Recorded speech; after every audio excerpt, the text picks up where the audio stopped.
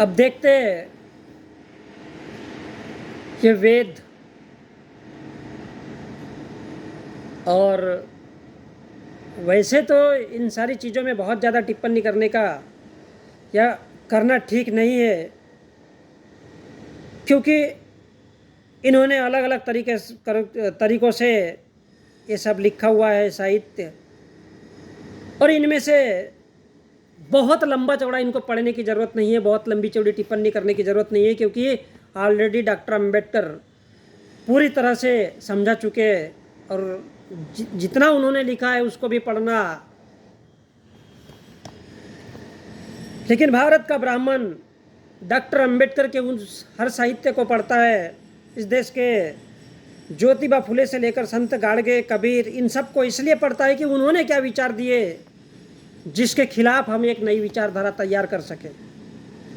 और विशेषकर भारत का इतिहास ही जब बुद्ध से शुरू होता है, सम्राट अशोक से शुरू होता है, तो जितने भी सारे नियम उपनियम ये ब्राह्मणों द्वारा बनाए गए, पुराण हो, उपनिषद हो, वेद हो, ये उसी के लिए बनाए गए, उसके विचारों को दफनाने के लिए बनाए गए। तो वेद अर्थात विद यानी ज्ञाता, कहने का मतलब ये है कि ज्ञानचंद व्यक्ति के द्वारा बोले गए वाक्य, शब्द, मंत्र इत्यादि को बोलना और उनको लिखना और उनको संकलन करना, उसके बाद किताबों के माध्यम से पढ़ने के लिए तैयार रखना और जनता पर थोपना, तो ये था वेद। तो वेद का अर्थ है कि ब्राह्मणों के विद्वानों द्वारा लिखे गए ग्रंथ वेद कहलाए। वेद अर्थात विद, ज्ञानी। तो वेदों के माध्यम से इन्होंने जो इनके मन में उनकी जो वेदनाएं होती थी, पीड़ा होती थी, और इन लोगों को जो बताना था, जो विचार लिखना था भारत के बौद्धकालीन थ्योरी के खिलाफ, वो ये लोग लिखते चले गए। अब सवाल उठता है कि इन वेदों को लिखने की आवश्यकता क्या थी, क्यों थी? तो भारत में देखते हैं कि पुष्यमित्र द्वारा जब बौद्ध भिक्षुओं के कत्ल किए गए सरेआम, उससे पहले भारत की शिक्षा बुद्ध की शिक्षा थी, क्योंकि मौर्यकालीन भारत था और सम्राट अशोक ने पूरा प्रजा से लेकर के पूरे देश को ही जगह जगह विसावे बनाए थे बैठने के लिए, लोगों को आने जाने को तकलीफ न हो, इस प्रकार सड़कों के किनारे से कंटिन्यू पेड़ लगा दिए थे, ताकि लोगों को जाते समय कहीं भी उठने बैठने के लिए अगर रहे तो पेड़ की छांव मिले। उसमें विसावे बनाए थे जगह जगह पर, और इस प्रकार खुद भी भिक्षु बनकर और अपनी सेना को भी भिक्षु बनाकर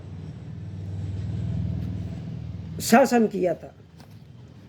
तो जब पुष्यमित्र ने कत्ल करवाए और शिक्षा ही पूरी बुद्ध के विचार पूरे गूंजते थे, तो बुद्ध के विचार ही उस जमाने की शिक्षा होती थी। मौर्यकालीन भारत की जो शिक्षा थी वो पूरे तरह से बुद्ध के विचारों की शिक्षा थी। मारकाट, लड़ाई भिड़ाई ये सब कुछ नहीं था। और ये एक ऐसा काल था कि उस जमाने में सारे भारत के स्तूपों और मंदिरों में बुद्धम शरणम गच्छामि चलता था, गूंजता था, क्योंकि सम्राट अशोक के काल से बृहद्रथ तक की शिक्षा पूरी तरह से बुद्ध की शिक्षा होती थी। और उस जमाने में भारत में चार उज्जैन में, नालंदा में, तक्षशिला में ऐसे 4 विश्वविद्यालय हुआ करते थे, जहाँ से विदेशों से भी लोग पढ़ने के लिए आते थे। इतनी अद्भुत शिक्षा थी। लेकिन इतनी अद्भुत शिक्षा होने के बाद भारत में यदि ब्राह्मणी व्यवस्था फैलती है, तो इसका सबसे बड़ा कारण है ब्राह्मणों द्वारा और विशेषकर पुष्यमित्र द्वारा भारत के बौद्ध भिक्षुओं का सरेआम कत्ल कर देना। लेकिन जब पुष्यमित्र ने बौद्ध भिक्षुओं की हत्या करवाई और उसने अपने ब्राह्मणों को मंदिरों में पुजारियों और शिक्षाविदों के रूप में बैठा दिया। भिक्षुओं के कत्ल हो गए और अपने ब्राह्मणों को भर दिया। और जब अपने ब्राह्मणों को भर दिया तो बुद्ध की शिक्षा के खिलाफ नए शिक्षा की आवश्यकता उसे थी, और इसलिए उसने वेदों और पुराणों का निर्माण किया और करवाया। पुष्यमित्र ने नहीं किया, उसके काल में जो रहने वाले ब्राह्मण थे उन लोगों ने किया। तो इसमें सबसे पहले आता है, उसको कहते हैं ऋग्वेदिक कालीन ग्रंथ, अर्थात उस समय के जो ऋषि मुनि थे, जब बौद्ध भिक्षुओं का सरेआम कत्ल हुआ और उसके बाद ये ब्राह्मण जो बाहर से आए हुए, जो विदेशों से आए थे, यूरेशिया से और ईरान से, इन ब्राह्मणों को पुष्यमित्र शुंग ने उन मंदिरों में बैठा दिया। उन लोगों ने उसको काला पीला करवा के अपनी शिक्षा और अपने ग्रंथ लेकर के बैठे और लोगों को भी डराया धमकाया। तो बुद्ध के मंदिरों या जिन नए मंदिरों का निर्माण हुआ, उन मंदिरों में अब बुद्ध के मंदिरों को इन्होंने सीधा सीधा काला पीला किया, क्योंकि एक साथ इतने सारा तोड़ना पॉसिबल नहीं था। और बुद्धकालीन ग्रंथों को जो ओरिजिनल थे उन लोगों को जलाने की, जिस इंसान ने, जिस शासक ने हत्या सरेआम भिक्षुओं की करवाई, उसने उन ग्रंथों को भी जलवा दिया जो ओरिजिनल बुद्ध के विचारों से ओतप्रोत थे। उन मंदिरों में ब्राह्मणों के, नए ब्राह्मण, उस भिक्षुओं के खिलाफ ऋषि मुनियों को बैठाया गया, उनके हाथों में शिक्षा दीक्षा दी गई और जिससे वेदों का निर्माण होने लगा। और जिन ऋषि मुनियों ने इस काल में ग्रंथों का निर्माण किया, इसी को ऋग्वेदिक कालीन ग्रंथ कहा जाता है। अर्थात ब्राह्मण ऋषि मुनियों के द्वारा कहे गए वाक्यों, स्तुति, श्लोक जो संस्कृत में लिखे गए, उनको ऋग्वेद या ऋषि मुनि द्वारा कहा गया ज्ञान या ऋग्वेद था। इसको ऋग्वेद कहा गया। चाहे वो अंधविश्वास युक्त हो, चाहे वो गाली के रूप में हो, चाहे वो जादू टोना के रूप में हो, चाहे वो डराने के लिए हो, चाहे वो भगवान को मानो, नहीं तो उसके नाम पे जो डर दिखाया जाता है कि भगवान ताड़ के खाएगा, फाड़ के खाएगा, आपका सत्यानाश कर देगा, अदरवाइज ब्राह्मण जो कहता है उसकी सुनना है, तो ये उस रूप में था। तो उन ऋषि मुनियों ने, और इसलिए ऋषि मुनि, अब देखते हैं कि कहीं भी आज के जो टीवी सीरियल्स होते, ब्राह्मण या उसका ऋषि मुनि धमकी देता है, तो ये उस जमाने की बात थी। और इसलिए ये कहते हैं कि ब्राह्मण ने 24 बार फरसा फेंक करके क्या क्या जीत लिया था धरती को, और न जाने कैसी कैसी अवधारणा इन्होंने फैलाई, और किसी के हाथ में तलवार दे दी, किसी के हाथ में फरसा दिया। जिनके हाथ में तलवार या फरसा हो सकती है, क्या वो इंसानियत की बात कर सकते हैं? क्या वो वास्तव में भगवान हो सकते हैं? जबकि बुद्ध उससे पहले ही कह चुके हैं और अपनी पूरी विचार मार्ग खड़ा करते कि भगवान नहीं है। इसलिए इन्होंने हिंसा के माध्यम से बुद्ध की विचारधारा के खिलाफ फिर से उस हिंसा को जन्म दिया। और उन जमाने में जो हिंसक ऋषि मुनि थे, उन्होंने जो बातें कही और जो लिखे, वो इनके माध्यम से इसको ऋग्वेद कहा गया, जिसमें बुद्ध भगवान का विरोध करता है। लेकिन ऋग्वेद में हजारों श्लोक है जिसमें पूरा का पूरा ज्ञान और देवताओं से जोड़ा गया और इसका रिश्ता बताया गया। और इन ग्रंथों के माध्यम से सामाजिक स्थिति को तोड़ा गया, क्योंकि पहले बुद्धकालीन जो शिक्षा थी, लोग टूट नहीं सकते थे, इसलिए ब्राह्मणों ने उनमें ऐसा प्रचार किया, कभी भय दिखाकर, कभी जादू टोना, और उनके कत्ल करवा के, उन्हें मार पीट करवा के अपने ग्रंथों को जनता पर थोप दिया। उसके बाद आता है सामवेद। तो सामवेद ये ब्राह्मणों की देन थी। ऋग्वेद यह मुख्य था क्योंकि ये ऋषि मुनियों ने कहा था। सामवेद, उसके बाद में कुछ ब्राह्मण ऐसे थे जो बाहर से आए थे भिखारी के रूप में, जिनके हाथों में कुछ नहीं था। भिखारी बनकर जब वो आए थे, और जब भिखारी के हाथ में, चाहे वो देश का प्रधानमंत्री नरेंद्र मोदी ही क्यों ना हो, यदि सत्ता मिल जाए या किसी भिखारी को बहुत अत्यधिक धन मिल जाए, तो उसको लूटने के अलावा कुछ नहीं कर सकता है, क्योंकि वो भिखारी है, उसने कभी कुछ देखा नहीं है, उसके पास एजुकेशन हो नहीं सकता। अगर वो शिक्षित है तो उसका ऐसा मानना होता है कि केवल मैं और मेरा, अर्थात इस देश के उच्च वर्णियों का चंद लोगों का, क्योंकि वो उसी विचारधारा में जीता है जो जिस विचारधारा में पला बड़ा होता है। तो ये ब्राह्मण सामवेदी होते थे, और सामवेदी ब्राह्मण अर्थात जो भिखारी बनकर तो आए थे, लेकिन उन लोगों को सूरा अर्थात शराब से बहुत मोहब्बत थी। क्योंकि जितने भी भारत में कर्मकांड है, ब्राह्मण, भारत के जो ब्राह्मण हैं उनके नाम सामवेदी, चतुर्वेदी, कहीं ना कहीं वेदों के नाम पे, कहीं ना कहीं पुराणों के नाम पे, और उन कर्म कांडों के नाम पर उन्होंने अपने नाम रखे हुए। जबकि भारत के जो मूल निवासी है उनके अगर आप उपनाम देखते हो तो उनके उपनाम आपको भारत के प्राकृतिक चिन्हों के नाम पे मिलेंगे। तो ये सामवेदी ब्राह्मणों की देन थी, या जो आमोद प्रमोद का ज़्यादा ध्यान रखते थे, क्योंकि ब्राह्मण भिखारी के रूप में आए थे तो एंजॉय करना इनके लिए एक माध्यम था। तो एंजॉय करना इनके लिए एक माध्यम बनता है, और इसलिए सामवेद में इन लोगों ने केवल 75 श्लोक अलग से लिखे, बाकी के पूरे ऋग्वेद से लिए, ऋग्वेदिक या ऋग्वेद से लिए हुए। जबकि बुद्ध ने शिक्षा दी थी, मैं शराब नहीं पीऊँगा, सूरा में रहे मध्य प्रमाद स्थाना वेरमणि शिक्षा पदम वेरमणि, ऐसी मैं शपथ ग्रहण करता हूँ, ऐसी मैं कसम खाता हूँ कि मैं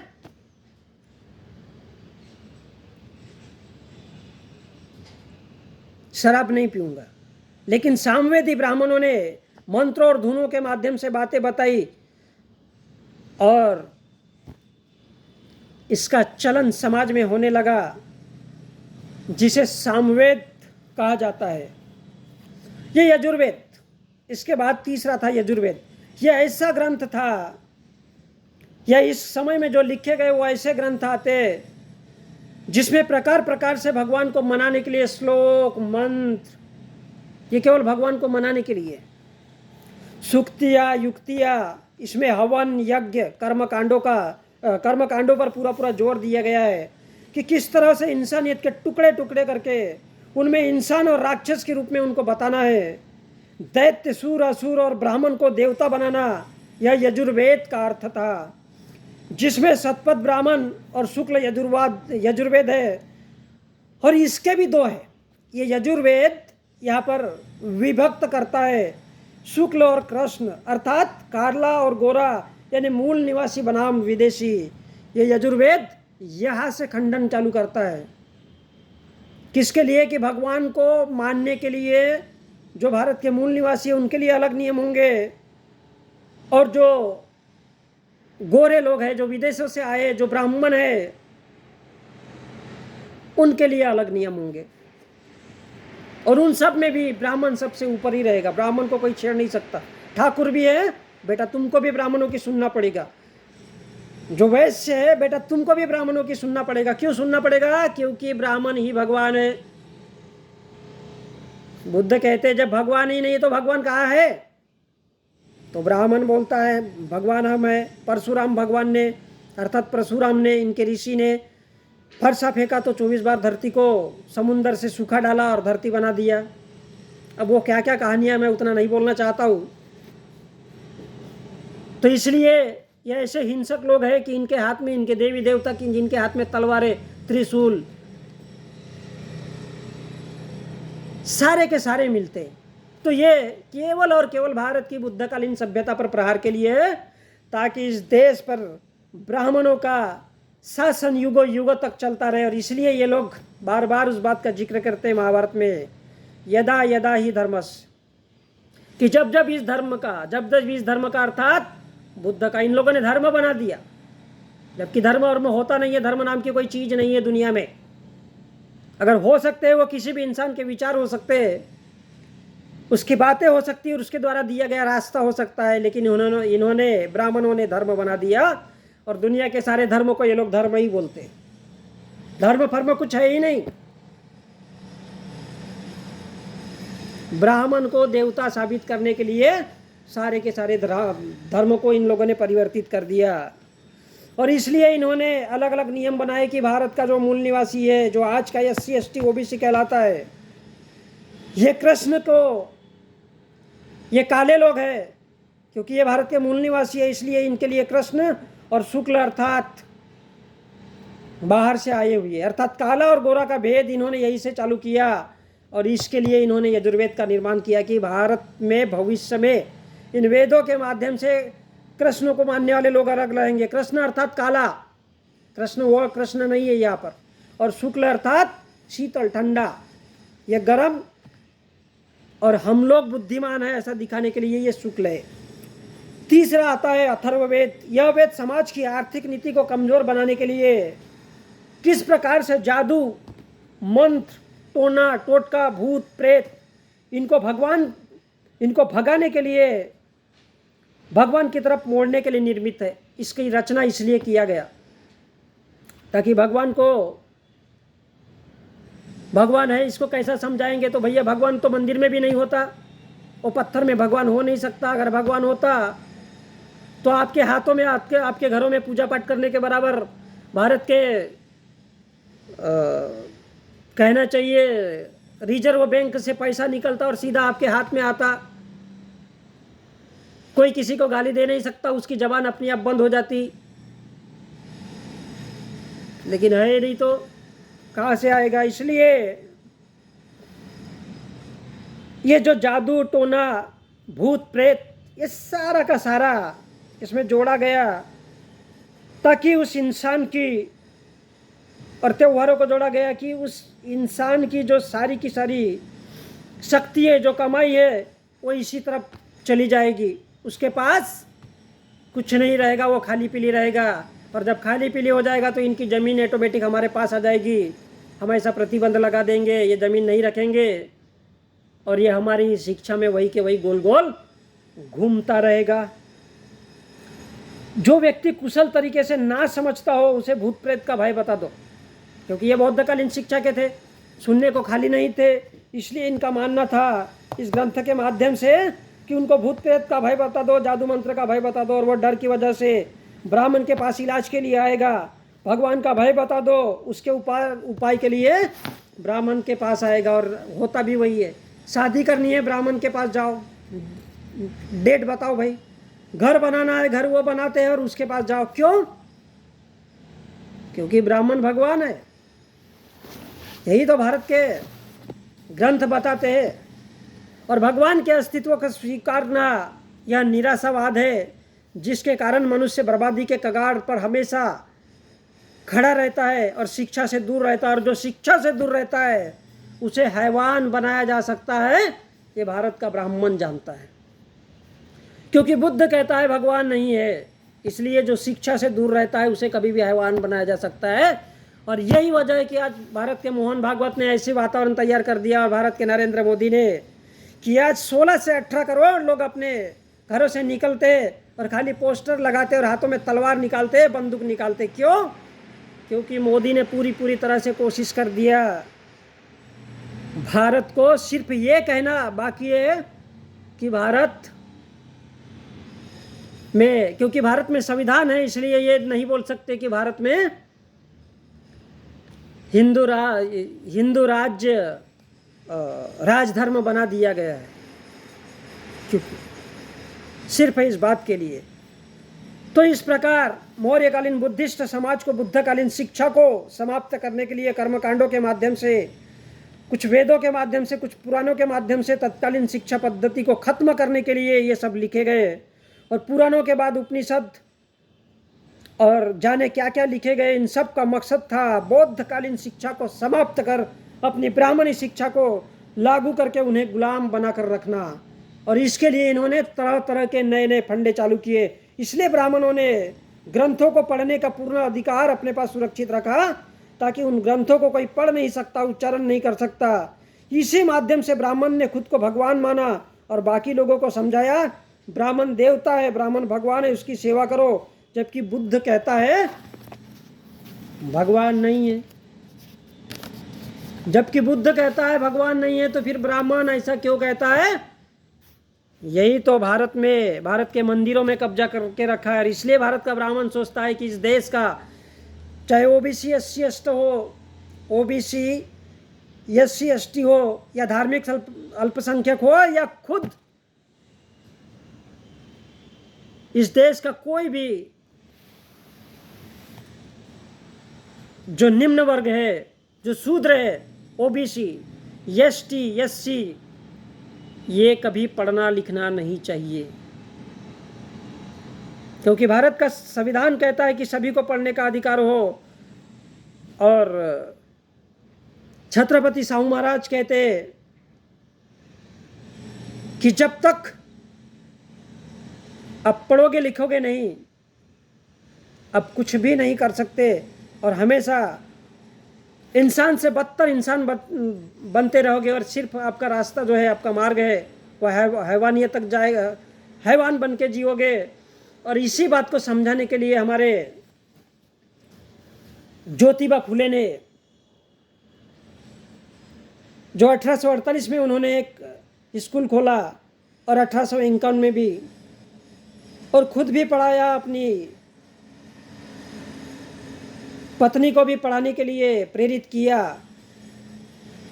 तो वो सारे के सारे ये लोग जो भारत के जिन्हें महापुरुष कहा जाता है, वो शिक्षा की तरफ ध्यान देना चाहते हैं, जबकि भारत का ब्राह्मण इस बात को इसलिए खारिज कर देता है, इसलिए इस बात को दबा देता है, ताकि जितना अनपढ़ रहेगा उतना इनके लिए अच्छा होगा, और यही इनके वेदों को लिखने का कारण था। मैं संजय, जय भीम, जय भारत, जय संविधान।